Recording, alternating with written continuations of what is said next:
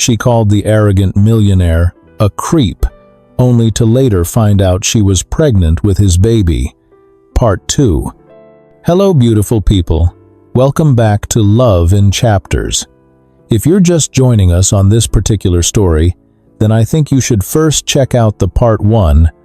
And if you're already coming from the part, then let us know in the comments section what time and part of the world you're tuning in from.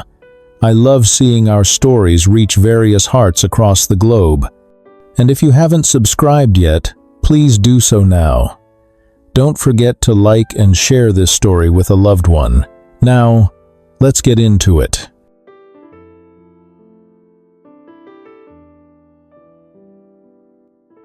The weeks that followed their first dinner unfolded with a rhythm neither Kelly nor Derek had anticipated. What had started as an obligation, two strangers forced together by circumstance, gradually transformed into something that felt almost natural. It began with phone calls. The first one came 2 days after their dinner. Kelly was at her office, buried in case files, when her phone buzzed with Derek's name on the screen. "Hello?"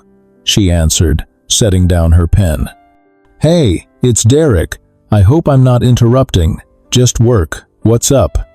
There was a brief pause, and Kelly could almost see him rubbing the back of his neck, the way he did when he was uncertain. "I was just checking in, making sure you're feeling okay, the baby, and everything." Kelly smiled despite herself. "We're fine, Derek. I promise I'll call you if anything changes." "Right. Of course. I just thought." He trailed off, then seemed to gather himself. "I also wanted to know if you're free for coffee tomorrow. There's a place near your office that's supposed to be good. Trying to monitor my caffeine intake already? Actually, they have great decaf and pastries." I Googled it. Kelly laughed. Actually laughed. "You Googled pregnancy-friendly coffee shops." "Don't make it weird," Derek said, but she could hear the smile in his voice. "So, tomorrow at 10, I'll be there." That coffee date became the first of many. Sometimes it was coffee, sometimes lunch, occasionally dinner. They fell into an easy pattern of communication, texts throughout the day, calls in the evening. Derek would send her funny memes about pregnancy that he'd found online. Kelly would respond with sarcastic commentary that made him laugh out loud in the middle of business meetings. "Your child is the size of a blueberry this week," Derek texted one morning. "Our child," Kelly corrected. "And that's actually kind of sweet that you're tracking that." "I have an app," he admitted. "It sends me updates." "You're such a nerd," says the woman who color codes her case files. "That's called being organized. There's a difference." Their conversations were light, playful, carefully avoiding anything too serious or too personal. But beneath the banter, something was shifting. They were learning each other's rhythms, each other's humor, the small details that made them who they were. Then came the first doctor's appointment. Kelly had texted Derek the date and time, half expecting him to say he was too busy, that he'd catch the next one. Instead, he'd responded immediately, "I'll be there. What's the address?" The morning of the appointment, Kelly woke up nervous. She'd been to the initial consultation alone, had done the first blood work alone. Having Derek there felt significant somehow, like crossing a threshold she couldn't uncross. She arrived at the clinic 10 minutes early, and Derek was already in the waiting room, dressed in jeans and a casual button-down, looking as nervous as she felt. "Hey," he said, standing when he saw her. "Hey, you didn't have to come so early." "I didn't want you to wait alone." He gestured to the chairs. "Should we sit?" They sat side by side, the silence between them comfortable now in a way it hadn't been before. Kelly filled out her paperwork while Derek pretended to read a parenting magazine, though she noticed he kept glancing at her from the corner of his eye. "Kelly James?" A nurse appeared in the doorway. They both stood, and the nurse smiled at them. "Is Dad coming back too?" Kelly opened her mouth to correct her, to explain that Derek wasn't her boyfriend, that this wasn't a traditional situation, but Derek spoke first. "If that's okay," he said simply. The nurse's smile widened. "Of course. Follow me." In the examination room, Kelly changed into a gown while Derek waited outside. When she was ready, he came back in, taking a seat in the chair near the exam table. He looked distinctly uncomfortable, his hands clasped between his knees. "You okay?" Kelly asked, amused. "Yeah, just. This is new territory for me. For me too." Dr. Patricia Reeves entered moments later, a warm-faced woman in her 50s with kind eyes and an efficient manner. She shook hands with both of them, reviewed Kelly's chart, and began the examination. "Everything looks good," Dr. Reeves said after checking Kelly's blood pressure and asking the standard questions.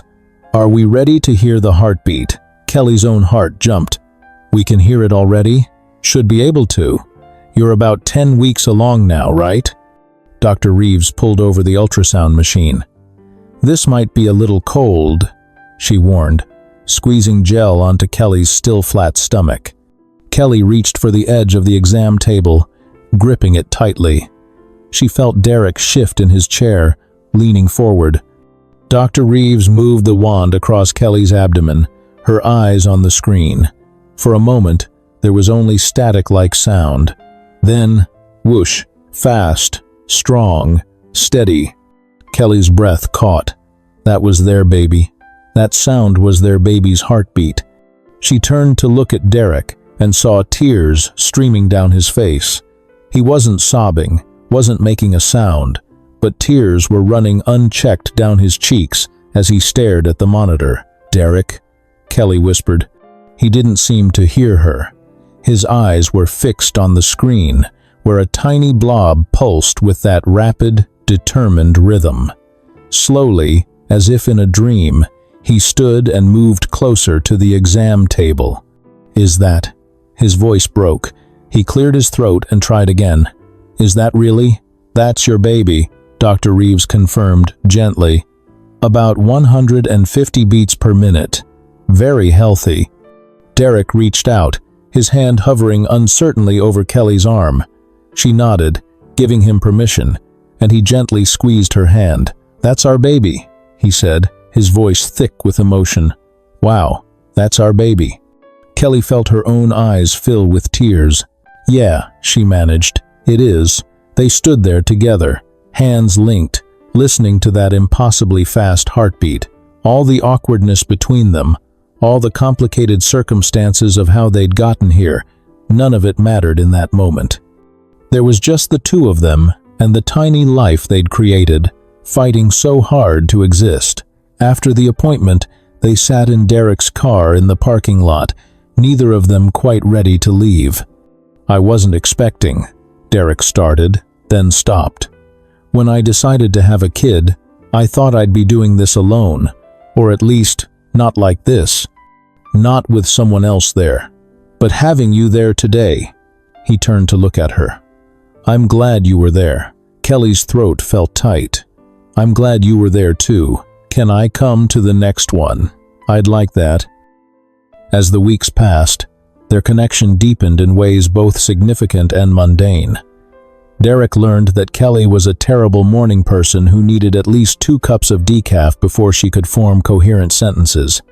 Kelly discovered that Derek stress-baked when he was worried about her, which explained the sudden influx of muffins and cookies appearing at her apartment. They texted constantly now, good morning messages, random thoughts throughout the day, good night wishes. Their conversations ranged from the profound to the ridiculous. "Do you think our kid will have your eyes or mine?" Derek texted one evening. "Well, mine are brown and yours are hazel, so probably brown. Dominant gene and all that. I hope they have your eyes. They're beautiful." Kelly stared at that message for a long moment before responding. "You're being sappy. 1. Can't a guy compliment the mother of his child? Not when it makes me feel weird things." "What kind of weird things?" Kelly didn't answer that one. They also bickered. Constantly. About everything. You can't keep eating that garbage, Derek said one afternoon, standing in Kelly's kitchen with his hands on his hips, like a disapproving parent. Kelly looked up from her bowl of instant ramen. It's noodles, Derek. Not poison. It's sodium. So much sodium. Do you know how much sodium is in that? Do you know how much I don't care right now? He walked to her refrigerator and opened it, making a sound of disgust. Kelly, this is a disaster. You have leftover Chinese food that I'm pretty sure is growing its own ecosystem, half a jar of pickles, and is that frosting? Just frosting? Sometimes I want frosting. Don't judge me. I'm not judging. I'm concerned. Our baby needs actual nutrients. Our baby is the size of a lime right now. I think we're fine. Come on. He grabbed his keys from the counter. Where are we going? Grocery shopping. Real grocery shopping. Derek. I don't need... Now, Kelly. She huffed but followed him, mostly because she secretly appreciated having someone care enough to be this annoying about her health. The grocery store trip was an experience. Derek pushed the cart while Kelly trailed behind, alternately amused and exasperated as he filled it with organic vegetables, lean proteins, whole grains, and fresh fruit. This is excessive, she said, watching him add a third variety of leafy greens. This is necessary. You're growing a human. I've been growing a human just fine on my own. Thank you very much. Well, now you don't have to do it alone. He added some salmon to the cart. Omega-3. Good for brain development. Kelly rolled her eyes but found herself smiling. You're impossible. I prefer attentive. I prefer overbearing. Despite her protests, Kelly found herself actually enjoying the shopping trip. There was something domestic and comfortable about it. Walking through the aisles together, debating which brand of organic eggs was better, Derek insisting on buying her favorite ice cream for the calcium. When they got back to her apartment, he helped her unpack and organize everything, even going so far as to throw out the questionable Chinese food over her weak protests. There, he said, stepping back to admire the newly stocked refrigerator. Much better. You're a control freak, you know that? Only about things that matter. He looked at her, his expression softening. You matter, Kelly, both of you. Before she could respond, before she could process the sudden warmth flooding her chest, he'd grabbed his keys and headed for the door. Text me if you need anything. And actually eat those vegetables, not just look at them. Goodbye, Derek, she called after him, but she was smiling. A week later, Derek showed up at her door, unannounced on a Saturday morning. Kelly answered in her pajamas, her hair in a messy bun, squinting at him suspiciously. What did I do now? She asked. Nothing. Can I come in? She stepped aside, and he entered, followed by a woman Kelly didn't recognize. She was in her early 50s, with gray-streaked hair pulled into a neat bun and warm brown eyes that crinkled when she smiled. Kelly, this is Grace Harrison. Grace, this is Kelly James. Grace extended her hand. It's lovely to meet you, dear. Kelly shook her hand, confused. Nice to meet you too. Who are you exactly? I'm your new housekeeper and caregiver, Grace said cheerfully. Kelly's head snapped toward Derek. My what? Before you get mad, too late. Just hear me out. You live alone. Courtney's usually busy. You're pregnant and working full-time. You need someone to help around the house, make sure you're eating properly, keep an eye on things. Kelly crossed her arms. I don't need a babysitter, Derek. She's not a babysitter, she's help. Grace has years of experience as both a housekeeper and a caregiver. She's worked with pregnant women before. She comes highly recommended. I don't care if she was Mary Poppins. I don't need... Kelly. Derek's voice was gentle but firm. You're important to me. The baby is important to me. Let me do this, please. Grace wisely had stepped into the kitchen to give them privacy. Kelly looked at Derek, really looked at him. At the concern in his eyes, the set of his jaw that told her he wasn't going to back down on this. She thought about coming home to an empty apartment every night, about forgetting to eat when she got caught up in work, about the constant low-level anxiety of doing this alone. "Fine," she said finally, "but she's not going through my underwear drawer." Derek's lips twitched. "I'll make sure to put that in her contract." Grace turned out to be wonderful. She wasn't overbearing or intrusive. She simply helped. She did the laundry, kept the apartment clean, made sure there was always fresh food in the refrigerator. She had a gentle way about her that made Kelly feel cared for rather than managed. "Mr. Walker must care for you very much," Grace said one afternoon while preparing dinner. Kelly, who was reviewing case files at the kitchen table, looked up. It's complicated." "Is it?" Grace smiled knowingly. "Seems pretty simple to me. He's crazy about you. And unless I'm very much mistaken, you feel the same way. We're co-parents, that's all." "If you say so, dear." But Grace's smile suggested she didn't believe that for a second. A few days later, Kelly was on a video call with her mother when Martha suddenly leaned closer to the screen. "Kelly, are you eating more?" Martha asked. "You look healthy, fuller in the face, like you're finally taking care of yourself." Kelly touched her face self-consciously. "Are you calling me fat, Mom?" "No. God, no. I'm saying you look good, better than I've seen you look in years. Usually you're running yourself ragged, looking all thin and exhausted, but now you're glowing." "I am not glowing." "You are. You're definitely glowing. Are you seeing someone?" Kelly took a deep breath. This was it.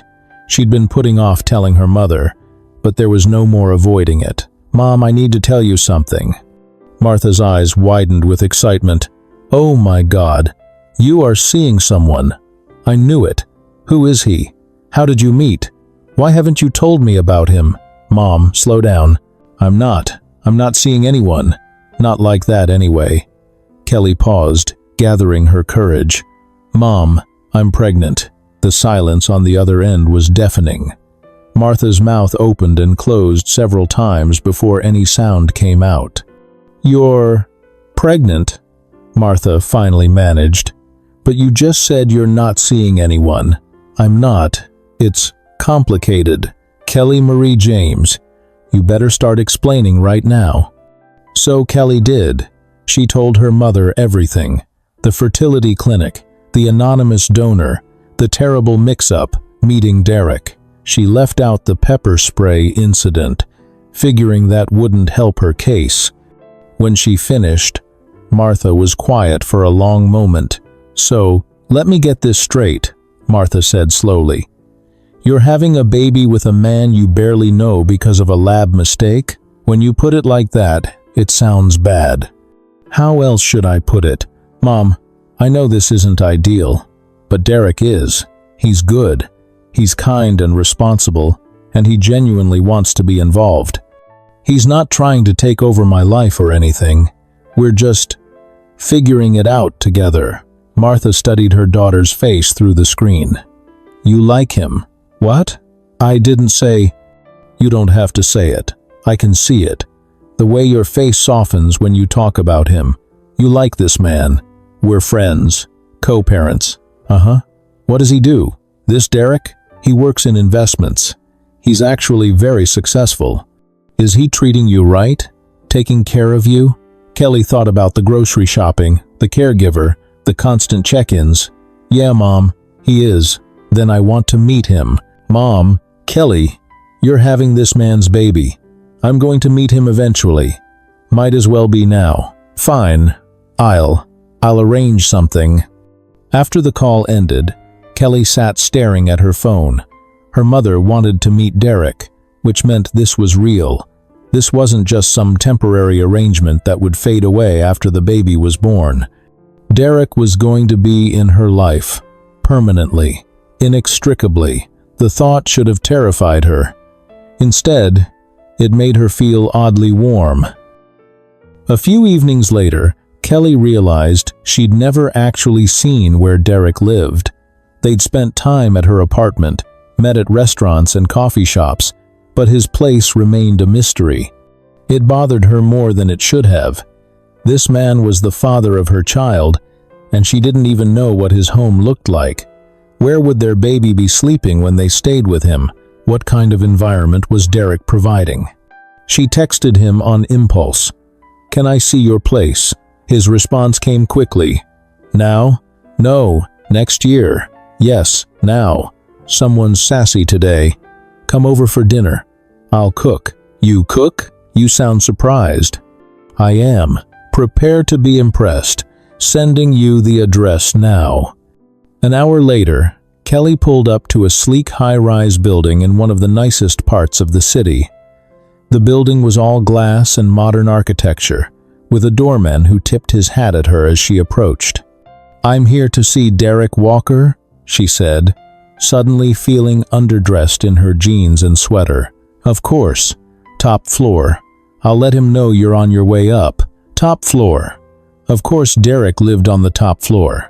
She'd barely stepped off the elevator when the door to his apartment opened and Derek appeared. He was dressed casually in jeans and a t-shirt, his hair slightly mussed as if he'd been running his hands through it. "Hey," he said, smiling. "You found it okay?" The giant fancy building was hard to miss. For some reason, Derek found himself acutely aware of how beautiful Kelly looked. The evening light from the hallway caught her hair, and there was something about the way she stood there, one hand resting unconsciously on her barely there baby bump, that made his chest tighten. He pushed the thought away quickly. They were co-parents, friends, nothing more. "Come on in," he said, stepping aside. Kelly walked into the apartment and stopped, taking it all in. The space was enormous, an open-concept living area with floor-to-ceiling windows that offered a stunning view of the city. The furniture was expensive but comfortable-looking, modern without being cold. Everything was immaculately clean and organized. "Derek, this is..." She turned in a slow circle. "This is amazing." He shrugged, pleased by her reaction but trying not to show it.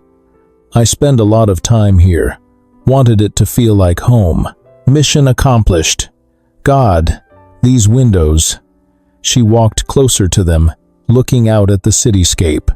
"Wait until you see the balcony. But first, dinner. I hope you like Italian. You're really cooking?" Why does everyone doubt my cooking abilities? He led her into the kitchen, which was all stainless steel and granite countertops. On the stove, something was simmering that smelled absolutely divine. Kelly inhaled deeply. "Okay, that smells incredible. What is it?" "Chicken piccata with angel hair pasta. And I made a salad. With vegetables," he added pointedly. "Wow, vegetables. You really went all out." They bantered back and forth as Derek finished preparing the meal. Kelly perched on one of the bar stools at the kitchen island, watching him work. He moved around the kitchen with easy confidence, tasting the sauce, adjusting seasonings, clearly comfortable with what he was doing. "Where did you learn to cook?" Kelly asked. "My mom. She insisted I know how to take care of myself. Said she wasn't raising a son who couldn't function without a woman." He smiled at the memory. "Some of my best memories are of cooking with her on Sunday afternoons." "That's sweet. What about you? Do you cook?" "I can.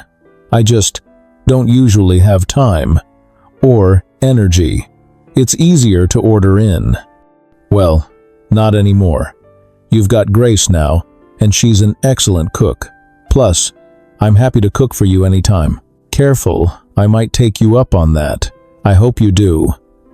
Their eyes met across the kitchen, and something passed between them, something warm and electric that made Kelly's breath catch. Derek cleared his throat and turned back to the stove. Dinner was delicious. They ate at Derek's dining table, which seated 8 but somehow didn't feel ridiculous with just the two of them. The conversation flowed easily, touching on everything from work to childhood memories to their fears about becoming parents. "I'm terrified I'll mess this up," Derek admitted, twirling pasta around his fork. "What if I'm a terrible father? What if I don't know what to do when the baby cries or gets sick or—" "Derek," Kelly reached across the table and squeezed his hand. "You're going to be a great father, I can already tell." "How?" "Because you care this much. Because you're here, trying, showing up. That's what matters." He turned his hand over, lacing his fingers through hers. "You're going to be an amazing mother too, you know." "I hope so." After dinner, Derek gave her a tour of the apartment. There were 3 bedrooms, the master, which he carefully didn't take her into, and 2 guest rooms. "I was thinking this one could be the nursery," he said, opening the door to a room that currently held nothing but a desk and some boxes. "It gets good morning light, and it's right next to my room, so I'll hear if the baby needs anything." Kelly walked into the empty room, picturing it filled with a crib, a changing table, all the things their baby would need. "It's perfect. I haven't bought anything yet. I thought maybe we could do that together? Pick out furniture and stuff?" She smiled at him. "I'd like that." The last stop on the tour was his favorite part of the apartment, the balcony, accessible from the living room. He slid open the glass door and gestured for her to go first. Kelly stepped out onto the balcony and gasped. The view was even more spectacular from here. The city spread out below them, lights beginning to twinkle as the sun set. The balcony itself was spacious, with comfortable outdoor furniture and potted plants that somehow thrived despite being so high up. "Derek, this is beautiful," she breathed. "I come out here when I need to think. It's peaceful." They stood side by side at the railing, looking out at the city. The evening breeze was gentle, carrying the distant sounds of traffic and life continuing far below them. "My mom wanted to meet you," Kelly said suddenly. Derek turned to look at her. "She did, yeah. I told her about everything. The baby, you, the situation. She wants to video call with you. When? Now, if you're up for it. She's probably stalking my phone, waiting." Derek laughed. "Okay, let's do it." They settled on the outdoor furniture, and Kelly pulled out her phone. She dialed her mother's number, and Martha answered on the first ring. "Finally," Martha said. "I've been waiting. Let me see him." Kelly turned the phone so the camera captured both her and Derek. "Mom, this is Derek Walker. Derek, my mother, Martha James." "Mrs. James, it's wonderful to meet you," Derek said, turning on the charm. "Now I understand where Kelly gets her beautiful looks from." Martha's stern expression melted into a smile. "Oh, you're smooth. I like that." "Mom," Kelly said, embarrassed. "What?" He complimented me. "That's good manners." "So, Derek, tell me about yourself. What do you do?" For the next 20 minutes, Derek answered Martha's questions with patience and charm. He told her about his work, his background, his intentions regarding the baby. Martha grilled him thoroughly, but Derek never seemed flustered or annoyed. If anything, he seemed to appreciate her protectiveness of Kelly. "I want you to know, Mrs. James, that I take my responsibilities seriously," Derek said at one point. "Kelly and the baby, they're my priority. I'm committed to being present, to being involved, to making sure they're both taken care of." Martha studied him through the screen. "You care about my daughter." It wasn't a question, but Derek answered anyway. "I do, very much. She is the mother of my unborn child." After the call ended, Kelly and Derek sat in comfortable silence for a moment. "Your mom is intense," Derek finally said. "She's protective. It's just been the two of us for so long. I get it. And I meant what I said about all of it." Kelly looked at him, at the sincerity in his eyes, and felt something shift in her chest. "Derek, can I ask you something?" "Anything." "Am I getting fat?" He blinked. clearly not expecting that question. "What? No. Why would you ask that?" My mom said. "I looked different, fuller, and I know I'm pregnant, but it's still early, and I shouldn't be showing yet. But, Kelly," he turned to face her fully, taking both her hands in his, "you're not fat, you're beautiful. You're growing a whole human being, and you're doing it amazingly. You look healthy and happy and glowing. Just like your mom said, you're perfect." Kelly felt tears prick her eyes. Damn pregnancy hormones. That was really sappy. "I have my moments," he squeezed her hands. "Come on, it's getting late. I should get you home." He walked her down to the parking lot where she'd left her car. As she unlocked it, he caught her hand. "Text me when you get home," he asked. "You know I will." "Good." He hesitated, then leaned in and pressed a kiss to her forehead. "Drive safe." Kelly drove home in a daze, her forehead still tingling where his lips had been. When she got to her apartment, she texted him, "Home safe. Thank you for tonight." His response came immediately, "Thank you for coming. Sleep well, Kelly." She fell asleep with her phone in her hand, a smile on her face, and her heart doing things she refused to analyze too closely. A few days later, Kelly's paralegal knocked on her office door with a new case file. "Partner asked if you'd take this one," Melissa said, setting the folder on Kelly's desk. "It's a custody case. Woman trying to get her kid back from her ex-husband." Kelly opened the file and began reading. The more she read, the more her jaw tightened. Regina Gina Clinton, divorced from Tyrone Madison 3 years ago after a marriage marked by domestic violence and control. She'd escaped with nothing, not even her son, Michael, who was now 6 years old. She wanted custody. Kelly flipped through the documentation. Hospital records showing injuries Gina had sustained, police reports that had gone nowhere, character witnesses describing Tyrone's violent temper. But there was nothing concrete tying Tyrone to any criminal activity, despite rumors about his family's involvement in drug trafficking. "This is going to be difficult," Kelly muttered. "That's why they want you on it," Melissa said. "If anyone can win this, you can." Kelly looked at the photo paperclipped to the file. A woman with tired eyes but a determined set to her jaw, and a little boy with a gap-toothed smile. "Set up a meeting with Miss Clinton," Kelly said. "I'll take the case." That evening, she told Derek about it over dinner at her apartment, takeout Chinese, that he'd insisted on supplementing with fresh vegetables. "Derek, I need to tell you something about a case I just took on," she said, pushing lo mein around her plate. "Okay?" He looked up from his Kung Pao chicken. She explained the situation. Gina, Tyrone, the custody battle, the allegations of violence and possible criminal connections. Derek's expression grew more and more concerned as she spoke. "Kelly, this sounds dangerous. This guy is potentially violent, possibly connected to organized crime, and you're going to go after him in court. It's my job. You're pregnant." "I'm aware of that, Derek, but I can't just turn away from this case because there might be some risk. This woman needs help. Her son needs his mother. I don't like this. I didn't ask if you liked it.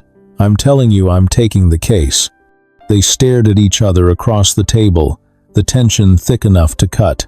"Fine," Derek finally said, "but I want you to be careful, extra careful. Promise me." "I promise." But promises couldn't always be kept. The case proceeded over the next several weeks. Kelly met with Gina multiple times, prepared her testimony, gathered evidence, interviewed witnesses. The opposing counsel was Jacob Brooks, one of the best defense attorneys in the state, and he was pulling out every trick in the book. Every time Kelly thought she had a solid argument, Tyrone's team seemed to be one step ahead. Documents she needed would mysteriously disappear or be ruled inadmissible. Witnesses would recant their statements. It was frustrating and exhausting. Then one evening, As Kelly was driving home from a late meeting with Gina, she noticed headlights behind her that had been there for several blocks. At first, she thought nothing of it, but when she turned onto a less traveled street and the car followed, maintaining the same distance, her heartbeat quickened. She took another turn, just to see. The car followed. Her hands tightened on the steering wheel. She was probably being paranoid. It was probably nothing. But when she merged onto the highway and the car, a dark sedan with tinted windows, followed her there too. Staying exactly 3 car lengths behind, Kelly knew she wasn't being paranoid. Someone was following her. Her phone was in her purse on the passenger seat. She fumbled for it with one hand, keeping her eyes on the road. She was about to call the police when the phone rang in her hand, making her jump. Derek's name flashed on the screen. She answered, her voice shakier than she would have liked. "Derek? Hey, I was just calling to check." "Kelly, what's wrong? You sound weird." "I'm being followed," she said, her eyes flicking to the rearview mirror. The sedan was still there. "There's a car behind me. It's been following me for at least 15 minutes. She heard Derek's sharp intake of breath. "Where are you? Have you called the cops?" "I'm on Route 9, heading west. I was about to call the cops when you called." "Okay, listen to me. Where exactly on Route 9? Kelly checked the last sign she'd passed. "Just past. Exit 47. You're not far from my place. Maybe 10 minutes. Can you make it here?" "I think so. But Derek, drive to my building. I'm calling the police right now on my other phone. Stay on the line with me. Don't hang up." "Okay."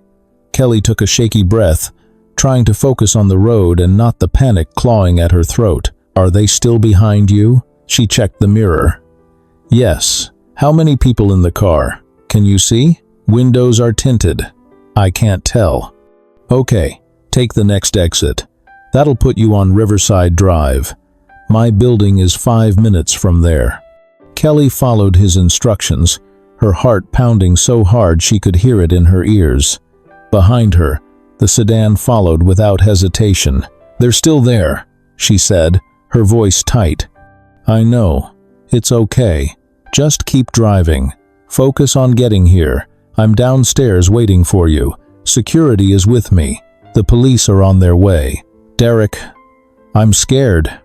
"I know, sweetheart. I know. But you're almost here. Just a few more minutes." Had he just called her sweetheart, under any other circumstances, she might have teased him about it. Right now, his voice was the only thing keeping her from losing it completely. "Next light. Turn left," Derek instructed. "You'll see my building 2 blocks down on the right." Kelly made the turn, and there it was, Derek's building, lit up like a beacon.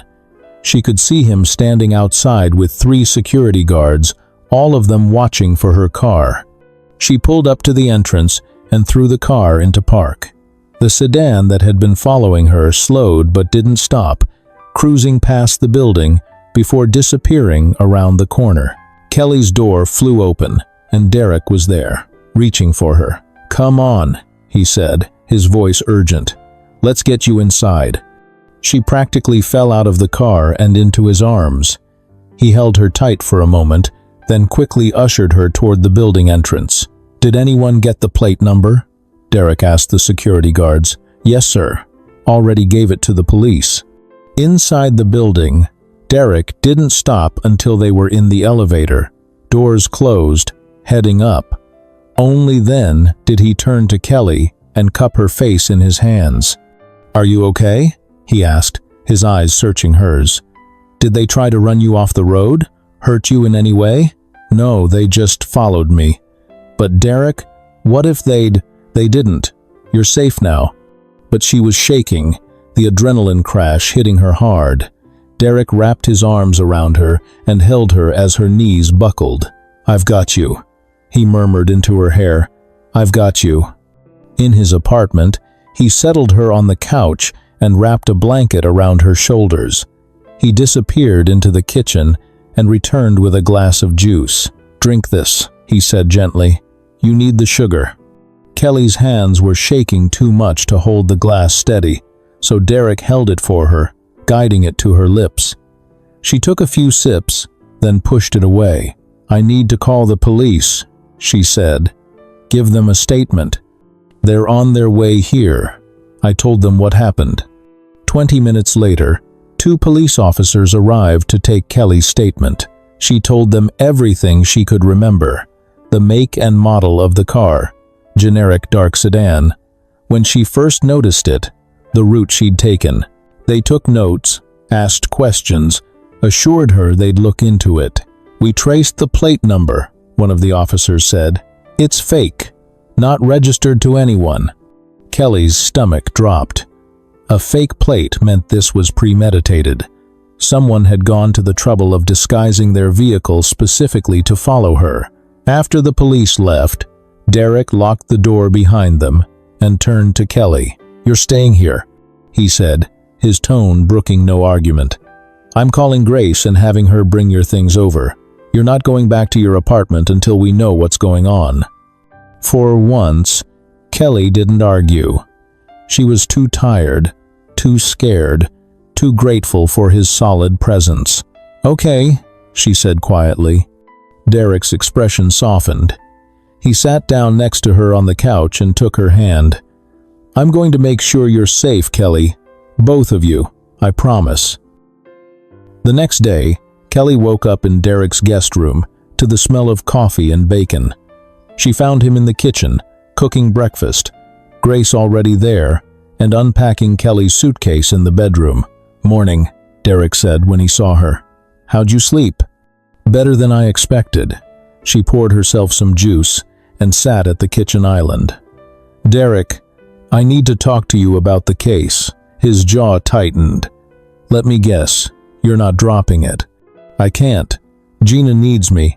Her son needs her. Someone followed you last night, Kelly, with a fake license plate. This isn't just intimidation. This is serious."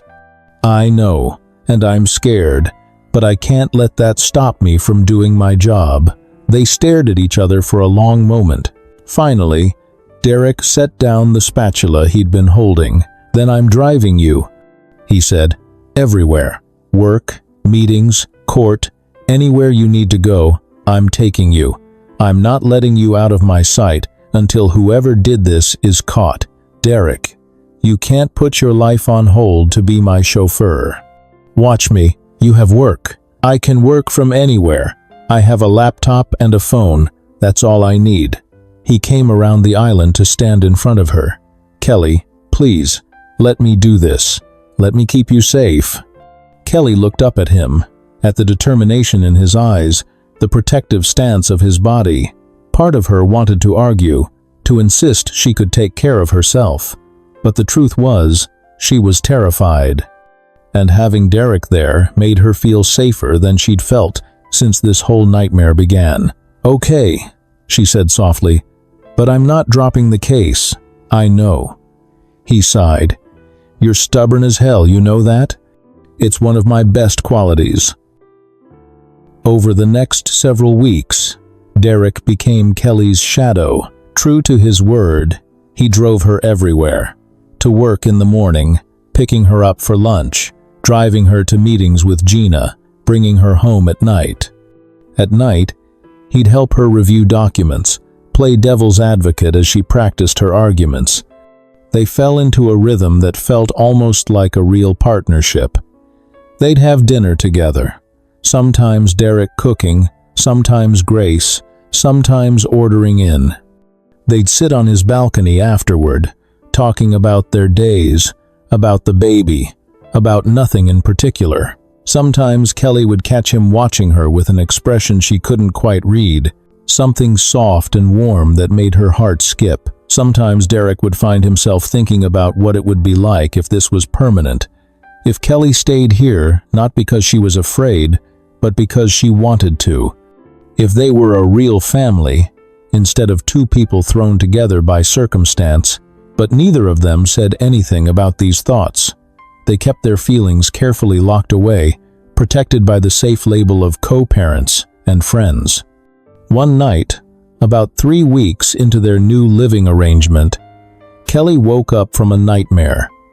In it, she'd been in her car, driving, and the dark sedan had appeared behind her. But this time, it didn't just follow. It rammed into her, sending her car spinning off the road.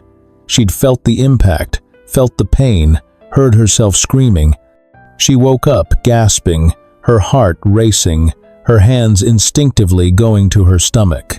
Before she could even process what was happening, her door flew open and Derek was there, his hair mussed from sleep, wearing only pajama pants.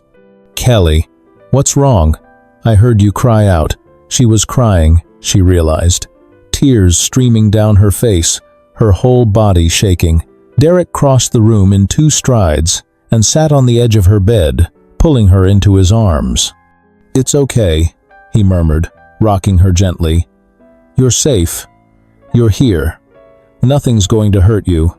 "I had a nightmare," she managed between sobs. "The car, they ran me off the road and I couldn't stop it. And the baby, the baby's fine. You're both fine. It was just a dream." He held her until her breathing slowed, until the tears stopped, until the shaking subsided. When he started to pull away, to give her space, she grabbed his arm. "Don't go," she whispered.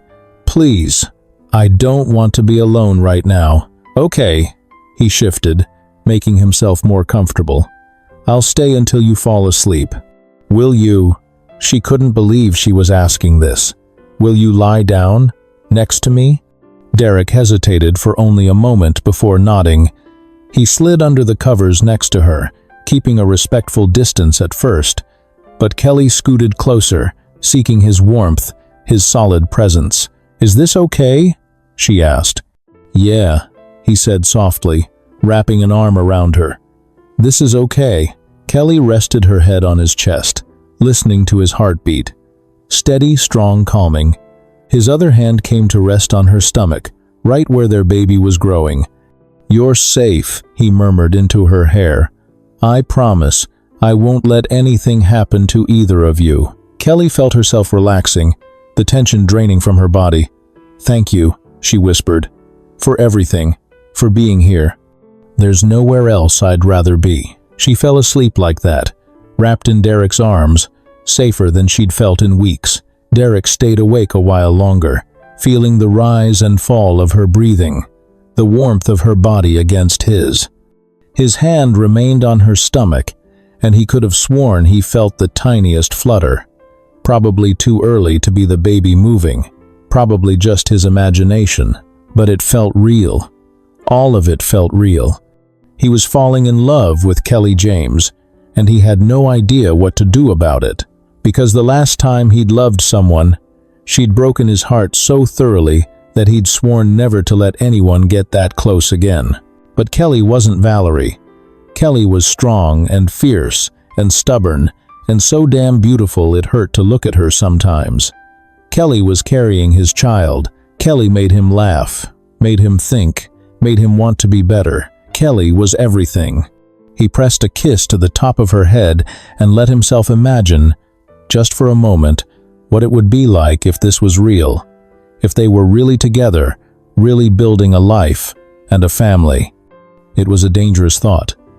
But as he lay there in the dark, holding Kelly in his arms, Derek couldn't help but hope that maybe, just maybe, it could become reality. The courtroom felt like a battleground, and Kelly was losing.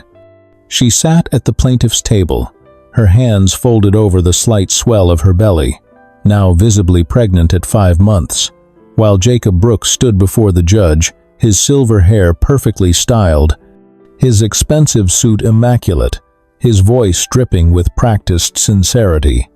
"Your Honor, my client, Mr. Tyrone Madison, is a devoted father who has provided a stable, loving home for his son Michael for the past 3 years," Brooks said, gesturing to where Tyrone sat, looking every bit the respectable businessman in his tailored suit.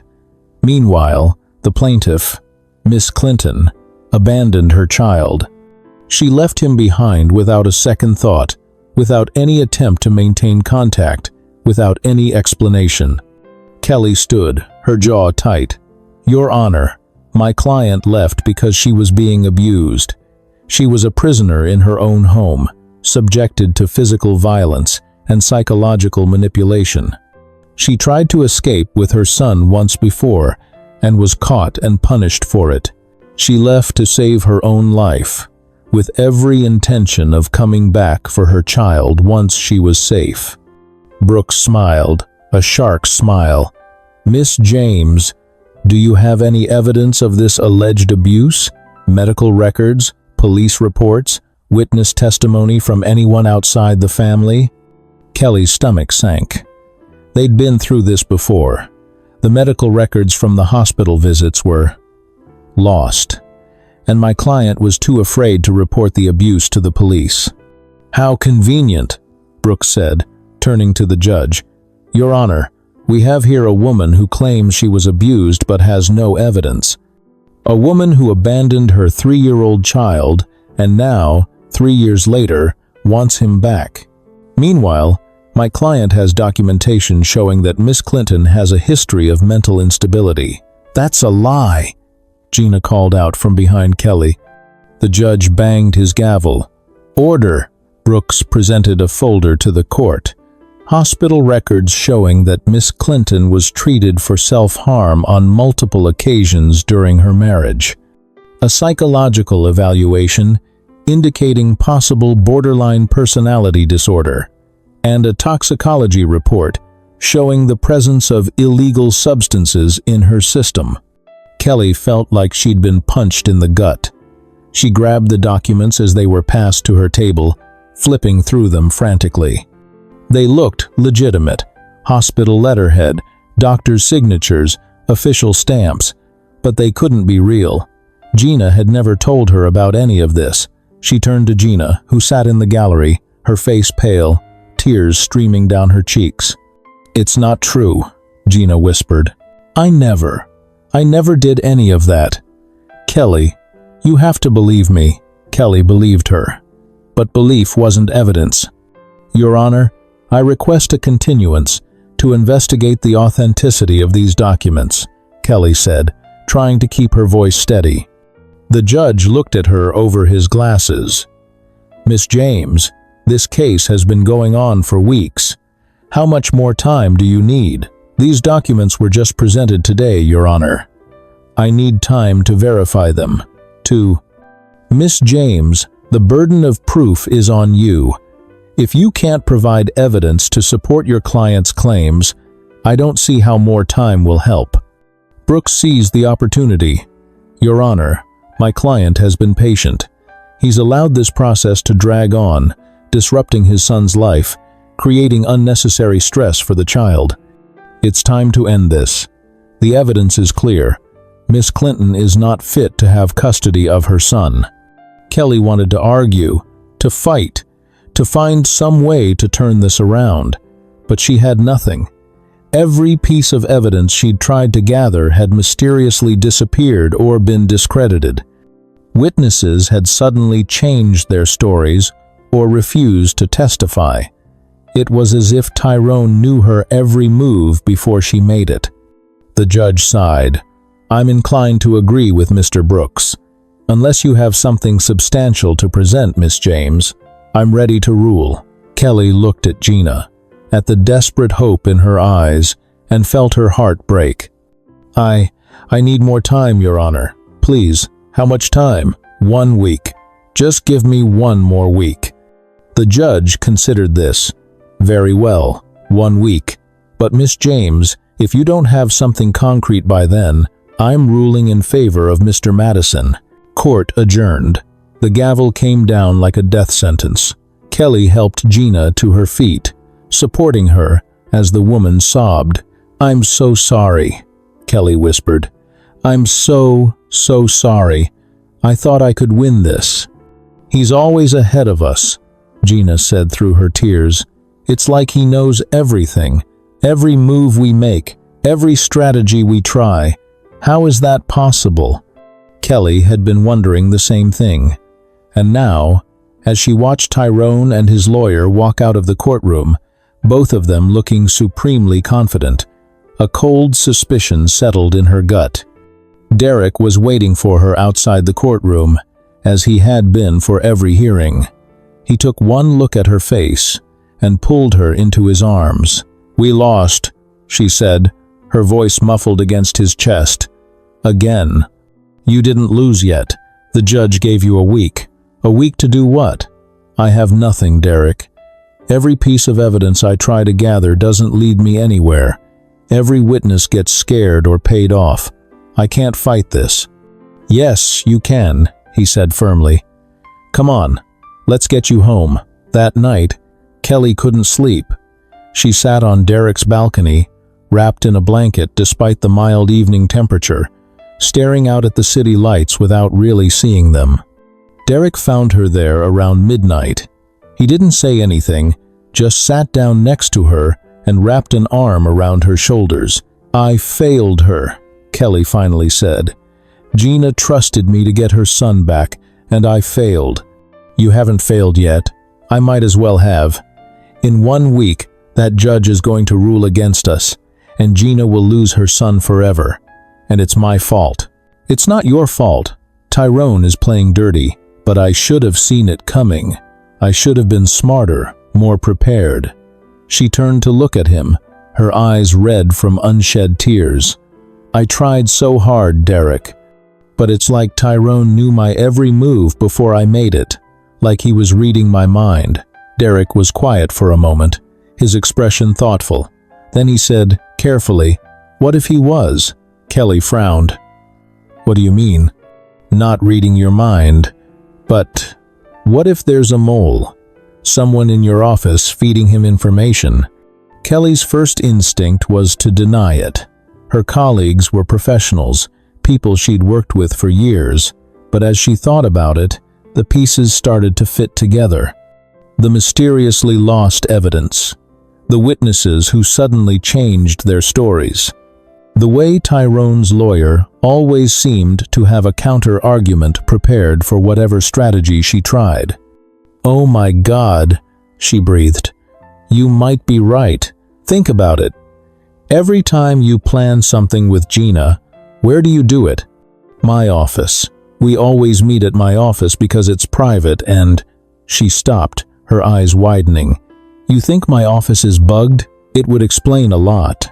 Kelly stood up, pacing the balcony. "But who? And how? I mean, we have security. You can't just walk in and plant bugs, unless you work there. A janitor maybe? Or someone in maintenance." Kelly's mind was racing now. There was a new cleaning crew that had started a few weeks ago, right around when the case had started going south. And there was one cleaner in particular, a quiet guy named Daniel, who she'd noticed seemed to always be around her office. "I think you're onto something," she said slowly. "But even if you're right, what can we do about it?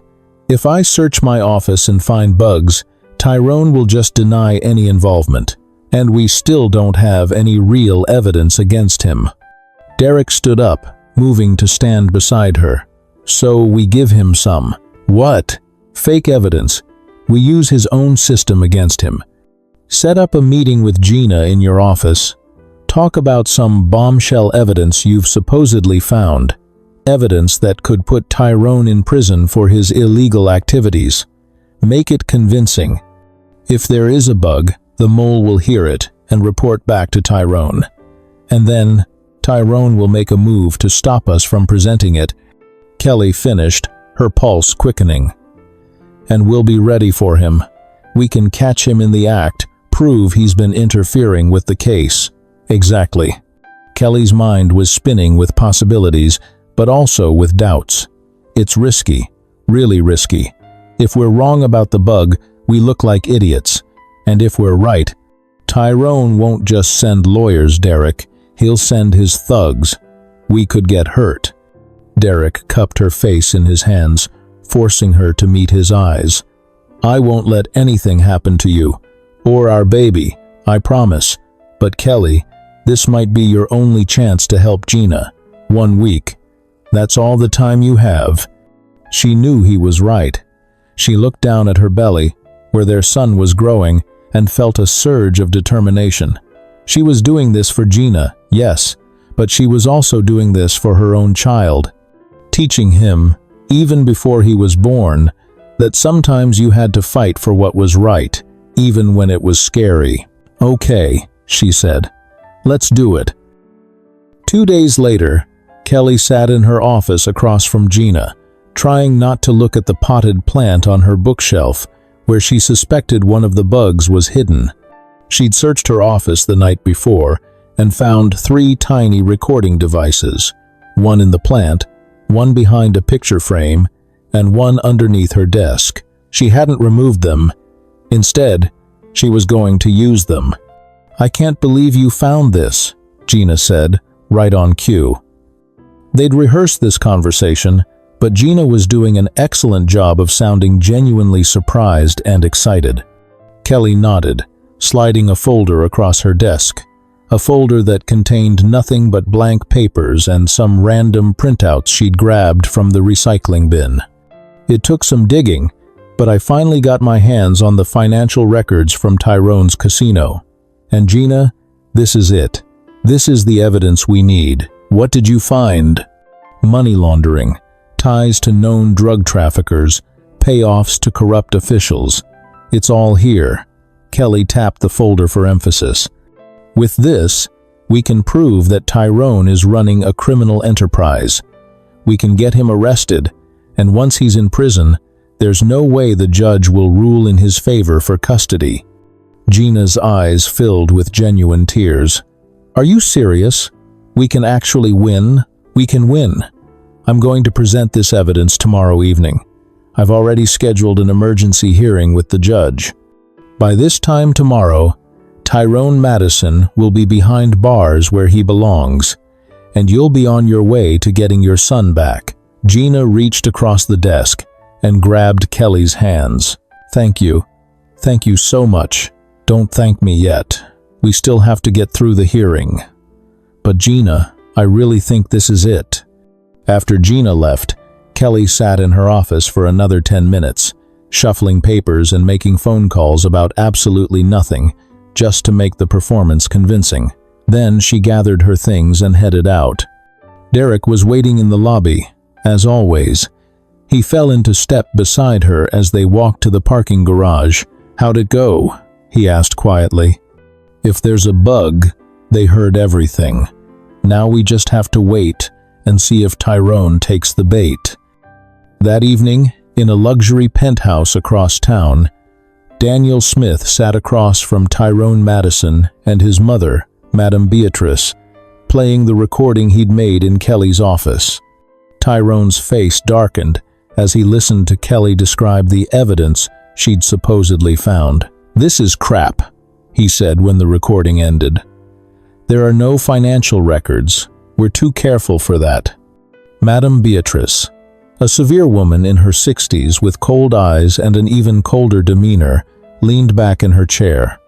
"She could be bluffing, trying to force you into making a mistake. Or she could actually have something," Tyrone countered. "I'm not taking that chance. If she presents whatever she has to that judge, even if it's fake, it could open up an investigation. They could freeze our assets, shut down the casino. It could destroy everything. So what do you propose?" Tyrone turned to his younger brother, Damon, who'd been standing silently by the window. "Get some of the guys together. Follow her tomorrow evening. Stop her before she gets to that courthouse. I don't care how you do it, just make sure that evidence never sees the light of day." Madame Beatrice raised an eyebrow. "And the lawyer?" "Scare her. Rough her up a little if you have to.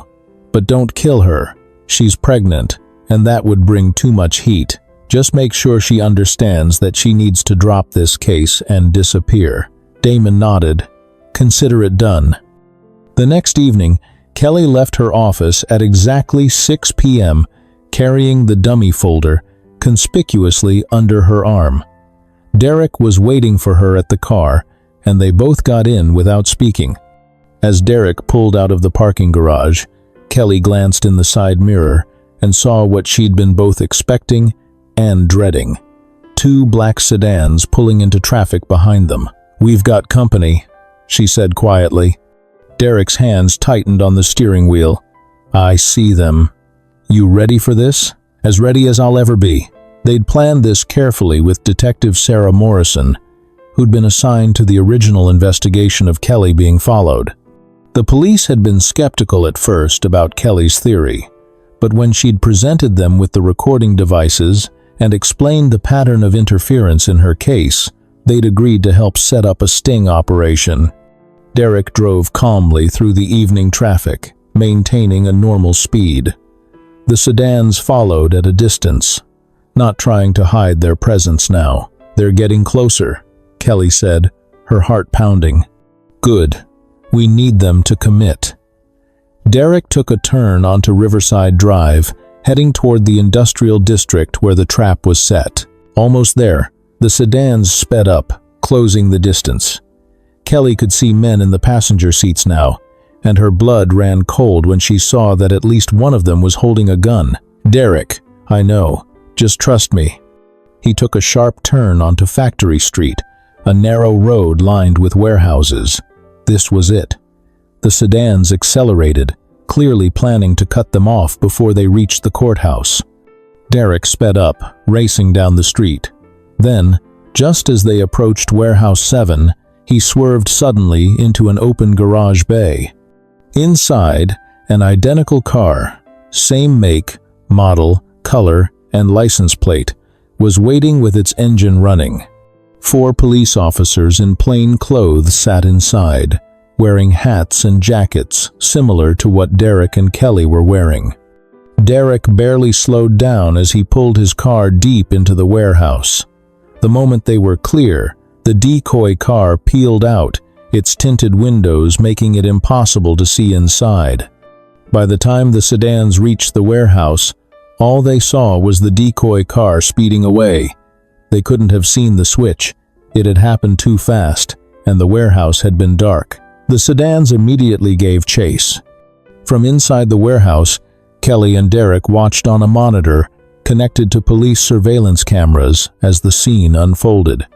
The decoy car led the sedans on a chase through the industrial district, making turns and doubling back, keeping the pursuers engaged. Then, as planned, it turned onto a dead-end street. The sedans followed, trapping the decoy car. Men piled out of the vehicles, at least 6 of them, all armed. That's when the trap sprung.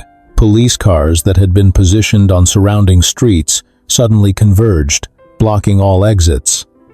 Unmarked cars that had been following at a distance revealed themselves. Officers emerged from behind dumpsters and warehouse doors, weapons drawn. "Police! Drop your weapons! Hands in the air!" On the monitor, Kelly and Derek watched as Tyrone's men realized they'd been set up. A few tried to run. One even got a shot off before being tackled to the ground. But within minutes, all 6 were in handcuffs. Detective Morrison's face appeared on the monitor as she approached the camera. "We got 'em. All 6 in custody, weapons seized, and they were kind enough to bring drugs with them too. We're moving on Tyrone's location now."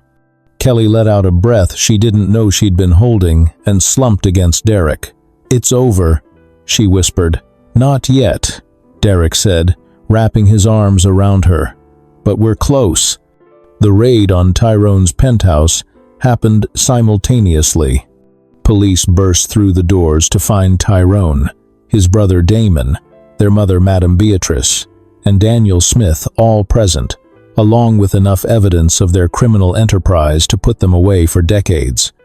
The financial records were real, as it turned out. The police had been building a case against the Madison family for years, and Kelly's sting operation had finally given them the probable cause they needed for a warrant.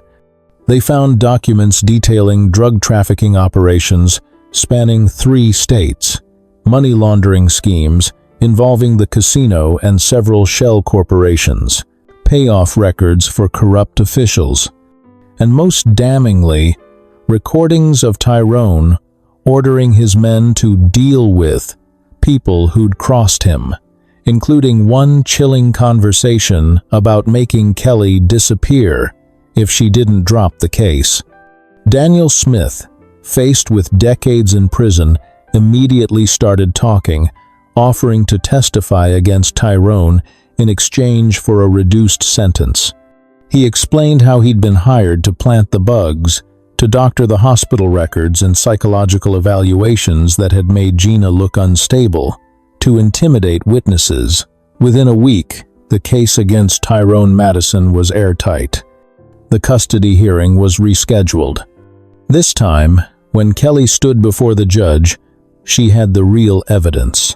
Not about Tyrone's criminal activities, though that was being handled in criminal court, but about the abuse Gina had suffered.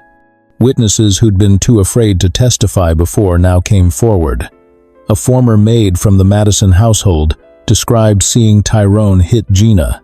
A doctor from the hospital where Gina had been treated after her accidents testified that the injuries were consistent with domestic violence. Even one of Tyrone's own men, facing serious prison time and looking to reduce his sentence, confirmed that he'd been ordered to keep Gina locked in her room. Jacob Brooks, without his client's resources and intimidation tactics backing him up, could do nothing. The judge's ruling was swift and decisive. Given the evidence presented and the criminal charges currently pending against Mr. Madison, I am awarding full custody of Michael Madison to his mother, Regina Clinton. Furthermore, I am issuing a restraining order prohibiting Mr. Madison from any contact with the child. This court stands adjourned. In the gallery, Gina burst into tears. Kelly turned to embrace her, both women crying together. "You did it," Gina sobbed. "You got my baby back." "We did it," Kelly corrected. "You were so brave, Gina. You never gave up." Later that day, Kelly stood outside the courtroom while Gina was inside with social workers, preparing for the reunion with her son. Derek found Kelly standing alone, staring out a window at nothing in particular. "Hey," he said softly, "you okay?" She turned to him, and he was struck by the exhaustion in her eyes, but also the satisfaction. "Yeah, I'm good, just processing. You were incredible in there." "We were incredible. I couldn't have done this without you, Derek. The plan, the support, everything. You saved us." "You saved yourself. I just helped." He pulled her into his arms, and she rested her head against his chest, listening to his heartbeat. What's Gina going to do now? She's going to take Michael and leave the state. Start fresh somewhere Tyrone's influence can't reach, even if he somehow gets out of prison. Which he won't, she added firmly. Not for a very long time. They stood there, in comfortable silence for a moment. Then Derek said, "Can I ask you something? Anything? Are you going to take a break now? You've been pushing yourself so hard, and you're 5 months pregnant. I've been worried." Kelly pulled back to look at him. "I'll slow down. I promise. I think I've had enough high-stakes drama for a while." "Good. Because I plan to spend the next few months spoiling you and making sure you rest," she smiled. "Is that so?" "Absolutely. Starting tonight, I'm making your favorite dinner. We're watching whatever movie you want, and I'm giving you a foot massage. All of that sounds perfect." 2 weeks later, Gina came to Kelly's office one last time before leaving the state. Michael was with her, a quiet, serious 6-year-old with his mother's eyes. "I can never thank you enough," Gina said, hugging Kelly tightly. "You gave me my son back. You gave me my life back." "You're going to be okay," Kelly said. "Both of you." "We will be. Thanks to you." Gina pulled back, placing a hand on Kelly's rounded belly. "And congratulations, you're going to be an amazing mother." After they left, Kelly sat in her office, feeling both accomplished and melancholy. It was bittersweet, watching Gina and Michael start their new life, but it was the right ending. That evening, back at Derek's apartment, which had essentially become their apartment now, though neither of them had officially acknowledged it. Kelly found Derek in the kitchen, cooking. "What's the occasion?" she asked, noting the candles on the dining table, the fancy wine glasses. "Does there need to be an occasion to celebrate?" He came over and kissed her forehead. "You won your case. Gina has her son. The bad guys are in prison. That seems worth celebrating." Over dinner, they talked about everything and nothing. Derek told her about a new investment opportunity he was considering. Kelly told him about one of her colleagues who was taking over her heavier caseload for the next few months while she focused on lower stress cases. After they finished eating, Kelly stood to help clear the dishes, but Derek waved her off. "You relax. I've got this." She watched him move around the kitchen and felt a wave of affection so strong it almost knocked her over. Somewhere along the way, this had stopped being a temporary arrangement. Somewhere along the way, she'd fallen in love with him. When he came back to the living room, she was standing by the window, looking out at the city lights. "Penny for your thoughts?" he asked, coming to stand beside her. "I was just thinking about how different everything is from what I'd planned," she said softly. "A year ago, if someone had told me I'd be living with the father of my child, that we'd be co-parenting before the baby was even born, that I'd be happy, I would have thought they were crazy." Derek moved behind her, wrapping his arms around her waist, his hands resting on her belly. "Are you happy?" "Yeah, I really am." "Are you happier than I've been in a very long time?" They stood like that for a while, swaying slightly to music only they could hear.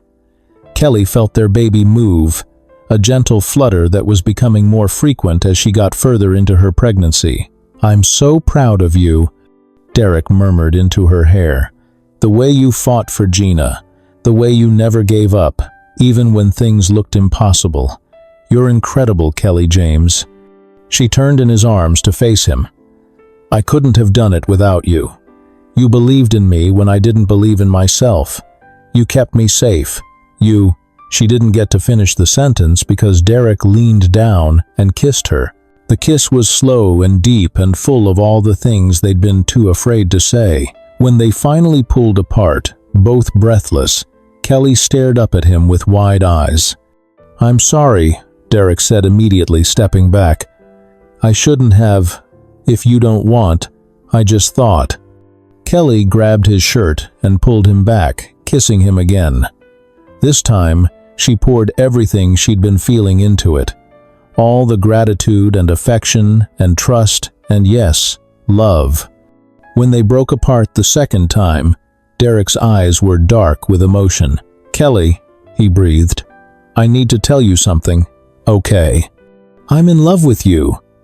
The words came out in a rush, like he'd been holding them back for so long they couldn't wait any longer. "I know this wasn't part of the plan. I know we were supposed to just be co-parents, just friends. But somewhere along the way, you became everything to me. You and this baby, you're my whole world. And I understand if you don't feel the same way, if this is too fast or too complicated. But I had to tell you, I'm in love with you, Kelly James." Kelly felt tears streaming down her face. Happy tears. "I'm in love with you too." "You what?" "I love you, Derek. I've loved you for a while now, but I was afraid to say anything. I thought you just saw me as the mother of your child, as someone you were obligated to take care of. I never thought—" He kissed her again, cutting off her words. "You're not an obligation. You're a gift. The best thing that's ever happened to me. Even though I pepper sprayed you," he laughed. "Even though you pepper sprayed me." And that's when they both felt it. A strong kick from Kelly's belly, right where Derek's hand was resting. They both froze, looking down. "Was that the baby?" Kelly confirmed, laughing through her tears. "I think he approves." Derek dropped to his knees, pressing his face against her belly. "Hey, little man. That's right. I love your mama. And I love you too. So much." Another kick, stronger this time. Kelly ran her fingers through Derek's hair, feeling like her heart might burst from happiness. This wasn't the plan.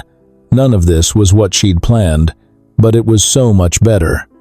The next few months passed in a blur of baby preparations and quiet domesticity. They turned one of Derek's guest rooms into a nursery, spending hours debating paint colors and furniture styles. Derek's mother, Nancy, was overjoyed when they finally told her they were together, and she immediately started knitting blankets and buying toys. Kelly's mother, Martha, flew in to visit and stayed for 2 weeks, helping them get ready for the baby and giving Kelly advice, both wanted and unwanted, about motherhood. "I like him," Martha told Kelly one night while Derek was out picking up Thai food. "He's good to you. He looks at you like you hung the moon." "I like him too, Mom. More than like, from what I can see." Kelly smiled. "Yeah, more than like."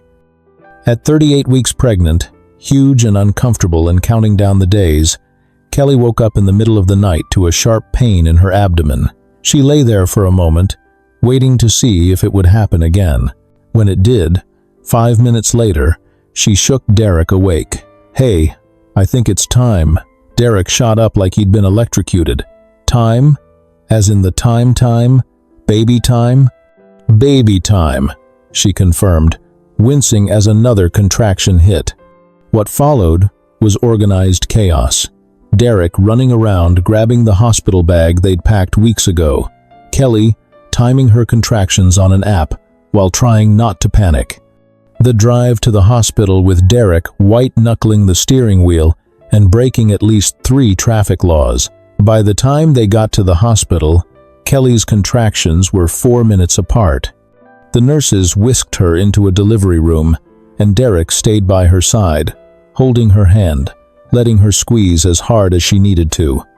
Labor was long, 14 hours of pain and sweat, and Derek whispering encouragement in her ear, feeding her ice chips, wiping her forehead with a cool cloth.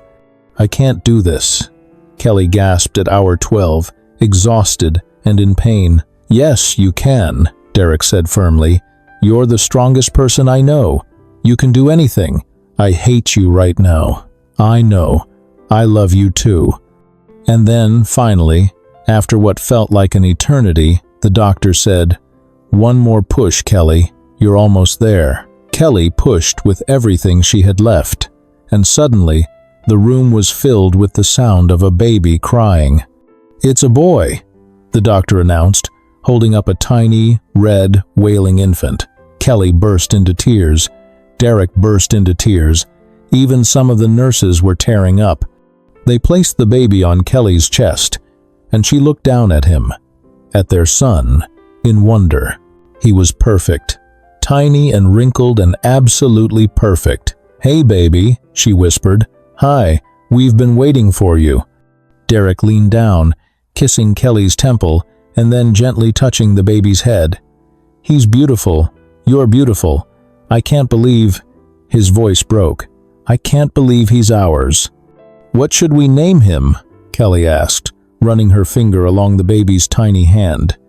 They'd discussed names but never settled on one. "What about Asher?" Derek suggested. "It means blessed, fortunate, and we are so blessed." Kelly looked up at him, at this man who'd started as a stranger, become a friend, and was now the love of her life. "Asher, I love it. Asher Walker James, perfect." The first month with a newborn was exhausting and overwhelming, and more wonderful than Kelly could have imagined. Derek was an involved father from day one, changing diapers and doing midnight feedings and walking the floors with a crying Asher so Kelly could catch a few hours of sleep.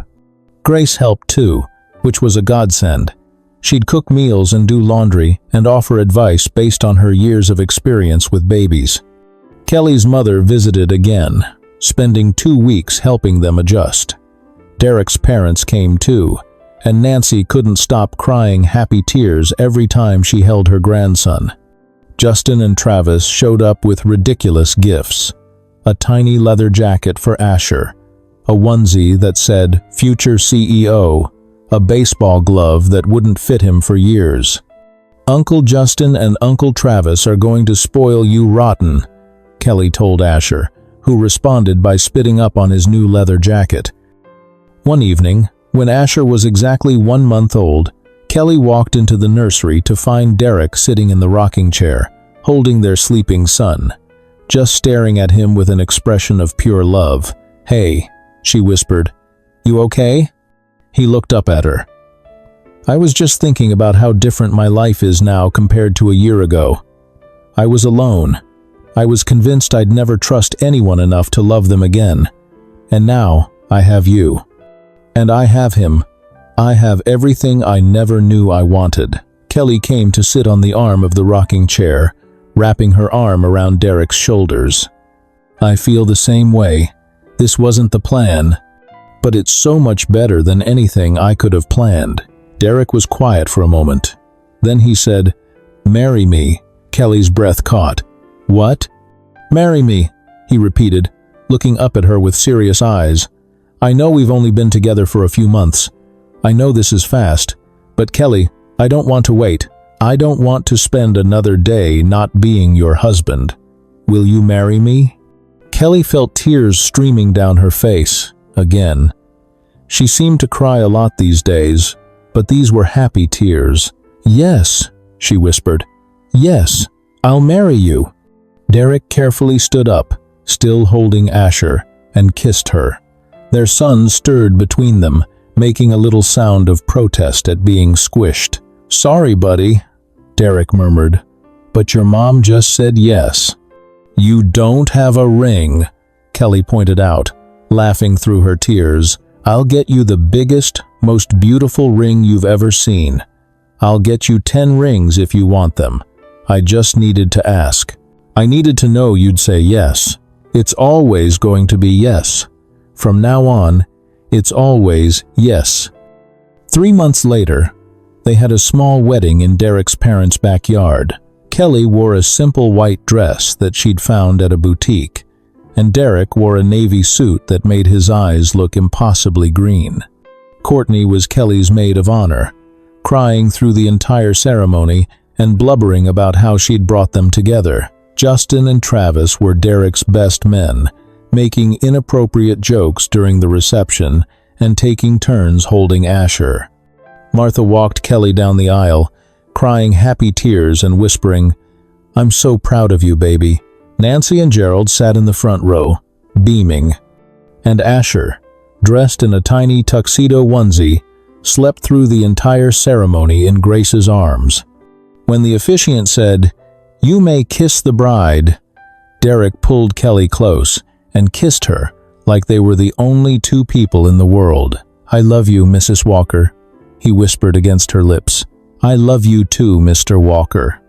The reception was filled with laughter and dancing, and terrible toasts from Travis and Justin. Kelly danced with her mother, with Derek, with her father-in-law. Derek danced with his mother, with Courtney, with Martha. And when the party finally ended and they went home to their apartment, their home, with their sleeping son, Kelly and Derek stood together on the balcony, looking out at the city lights. "Thank you," Derek said, pulling her against his chest. "For what?" "For everything. For being the mother of my child. For making me feel what I thought I would never feel. I love you. I love you too," Kelly whispered, now already kissing Derek. From the nursery, they heard Asher starting to fuss. Kelly started to pull away, but Derek stopped her. "I'll get him. You stay here. Enjoy the quiet for a minute." She watched him walk inside, heard him murmuring to their son, and felt her heart swell with love. This wasn't the plan. She'd planned to be a single mother, to raise a child alone, to never need anyone. But this, standing here in the home she shared with the man she loved and the son they'd created together, this was so much better than any plan.